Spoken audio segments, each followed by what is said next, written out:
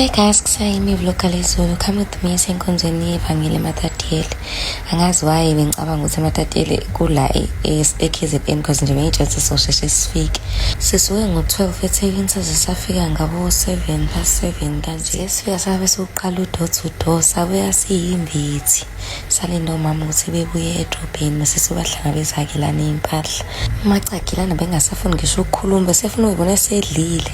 Abanye-ke bese beqala ishebo santambama while sibe sisadla. Umama-ke wasibasela umlilo wokubeka amanzi okuhlamba mase sayilungiselela-ke ukuthi siye enkonzweni yantambama. Emva kwalokho-ke sabuya sadla-ke mase sahamba-ke siyoyihlalela-ke sesisazumeka.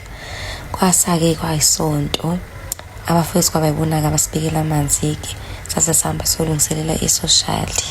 Ingasemnandi inkonzo kanje echa uthando olukhona lapha eMatatiele luyisimanga. Sithe sisondela ngamahubo abanye dadewethu babe beyophaka ngale.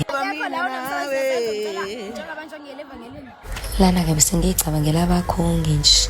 Sithe siqeda ukudla-ke sahlamba izitsha saqoqa sekwamele sihambe. Umzalwane uvane-ke bese busy-ke nosane school lapha. Saqala savalelisa-ke mase saba yindlela. Lapho nje sisuke ngabo-3 besuka nje la engazi nokuthi khona indawo ekusagitshelwa khona amahashi.